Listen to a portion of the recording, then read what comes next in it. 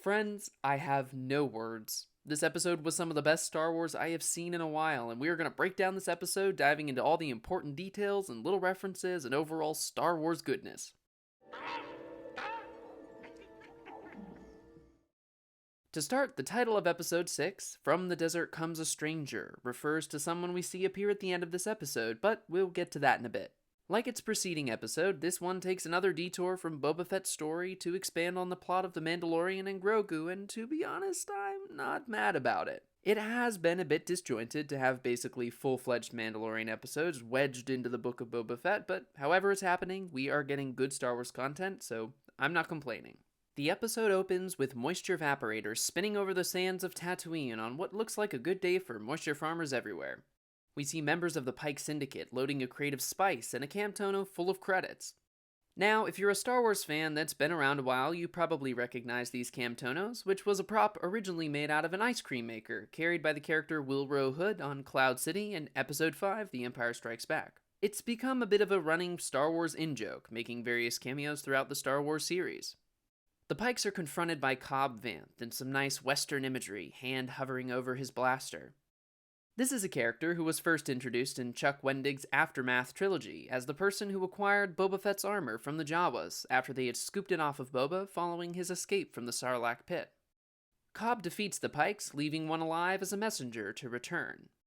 He then dumps the spice out into the desert, showing his unwavering morals in the face of money that the Pyke says is worth more than his entire town of Mos Pelgo.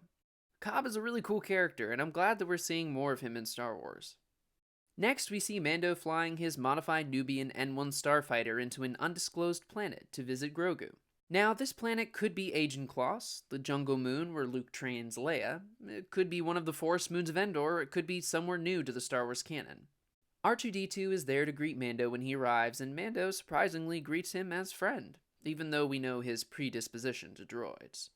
As R2 leads Mando through the forest to Skywalker and the kid, we see a rock being lifted through the air by, could it be, the Force? But no, it turns out to be an ant droid, something new to the Star Wars canon.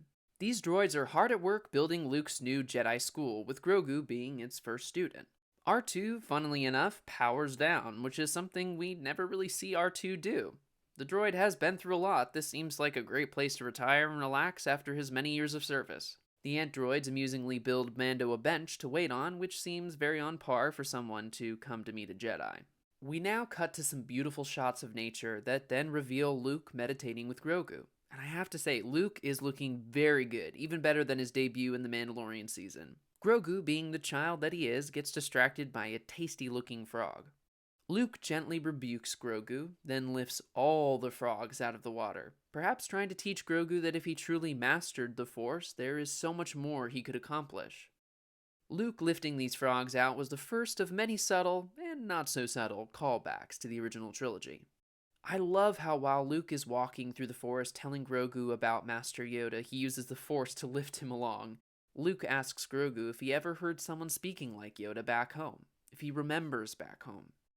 And then came a scene I was not expecting, a flashback to Grogu's time in the temple during Order 66. In this flashback, we see 3 unidentified Jedis fighting clone troopers from the 501st in what looks to be like Jedi living quarters, judging by the symbols on the walls. The troopers brutally gun down the Jedis in front of Grogu as he watches, the blaster bolts and the green lightsaber reflecting in his terrified eyes. They then gesture towards, or perhaps past Grogu, saying, "Go, go, go, hurry, move it," at which point the memory ends and Grogu wakes up in a new location, showing that recalling those memories probably took a lot of energy out of him, and Luke had to carry him until he woke up again. Meanwhile, Mando awakes to see Ahsoka standing there. "I didn't expect to see you here." "That makes 2 of us, Mando." Ahsoka is hesitant to bring Mando to see Grogu, but with her palms open, she says she doesn't control the wants of others, referring to Luke's choice to train the kid, but also to Mando seeing Grogu. However, she still questions Mando whether or not he's doing this for himself or for Grogu, which causes Mando to reconsider and give the little Yoda-shaped package to Ahsoka to deliver herself. He then flies away, with Grogu sensing Mando's presence as he's leaving, and friends, as someone who has a 1-year-old daughter, seriously, this part had me tearing up. Luke continues to train Grogu, and here we get so many callbacks to Luke's own training on Dagobah. Luke tells Grogu not to try, but do. He carries Grogu in a little backpack that could honestly be the exact same one he carried Yoda in during his training, even executing the same front flip he did all those years ago. He races through the forest, the music swells, they climb up a bamboo stalk to gaze out over the horizon. We then hear the Force theme, and it just made me fall in love with being a Star Wars fan all over again. Luke does some more training with Grogu, having him balance while Luke demonstrates some lightsaber skills. We see the green blade reflecting in Grogu's wondering eyes, just like it did when he was watching the Jedi with the green lightsaber get killed in front of him during Order 66. It can't help but make me wonder if Grogu is really as in awe of this as he seems, or does it also bring up some traumatic memories for him? This may play into the choice he is presented at the end of the episode, but we'll get to that. Luke uses a training remote to help train Grogu's reflexes, just like old Ben did in A New Hope, except poor little Grogu doesn't even get his own lightsaber to protect himself. We again see Luke pulling from all the different influences of his own teachers and mentors over the years, and it was great to see this training remote in all its stop-motion-y glory as when we first saw it all those years ago. Personally, I think these callbacks actually fit very well into the story. As a past teacher myself, I can say that teachers definitely emulate the lessons of their own mentors, so for Luke to use Yoda's training as a basis for his own makes a lot of sense here. So they didn't seem too fan-servicey or out of context. I thought it was perfect. Kudos to Dave Filoni, who directed this episode. Ahsoka comes to give Luke the gift from Mando, and Luke comments how it feels like Grogu is remembering more than Luke is teaching. Ahsoka says that Luke reminds her so much of his father, showing us again that she knew Luke's father better than he did, having served as his Padawan apprentice during the Clone Wars. Ahsoka leaves Luke with the gift and with some words of advice, to trust his instincts. Meanwhile, Mando blasts back toward Tatooine, greeted by its twin sons. He meets up with Boba, Fennec Shand, Black Chrysanthemum, and the mods. Din says he can help with finding foot soldiers, at which point we cut over to a sandcrawler with the skull of a crate dragon attached atop it. Probably the same one killed in The Mandalorian Chapter 9, and for those tiny creatures, the Jawas make it look pretty sick. Din meets up with Cobb Vanth in the cantina in Mos Pelgo. Freetown. Oh, yeah, sorry, Freetown. We changed the name. Suits us better. Got it. Anyway, while sitting underneath the rest of that crate dragon skeleton, Din tries to convince Cobb Vanth to help in the upcoming battle that he sees as something that will eventually affect the residents in Cobb's town. After a charming smile, that big smile of yours lets you get away with anything. Din leaves Cobb to call a town meeting to seriously consider Din's proposal. And then, we get one of the best live-action appearances we've gotten since Ahsoka first appeared back in The Mandalorian, in my opinion. Cad freaking Bane shows up, and I'm so glad that he's still voiced by Corey Burton, who played Bane in the animated series The Clone Wars and more recently in The Bad Batch.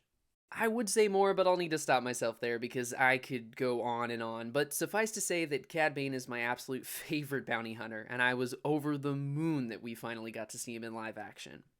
Cad Bane mentions Boba Fett as being a cold-blooded killer, and to be honest, this doesn't accurately fit the description of the Boba we've been seeing this season. I hope we'll get to see more of the Cad Bane version of Boba in the finale. I'm still holding out hope. Bane faces off with Cobb Vanth and his deputy in a scene that could have been plucked directly from the movie The Good, the Bad, and the Ugly.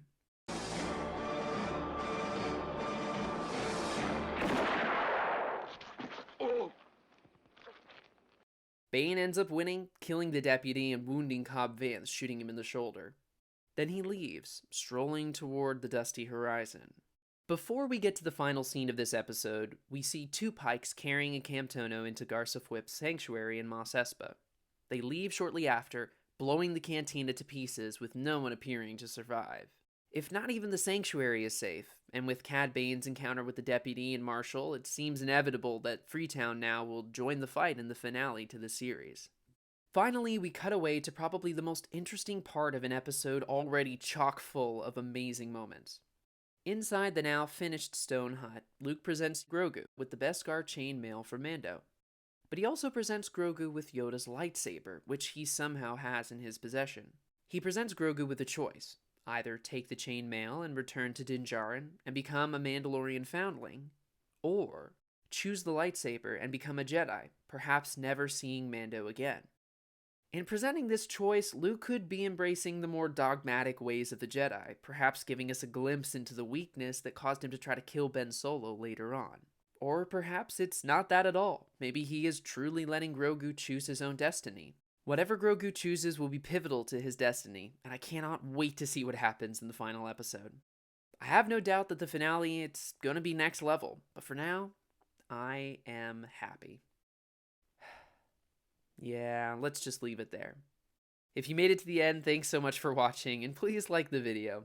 See you on the next one, and remember, the Force will be with you, always.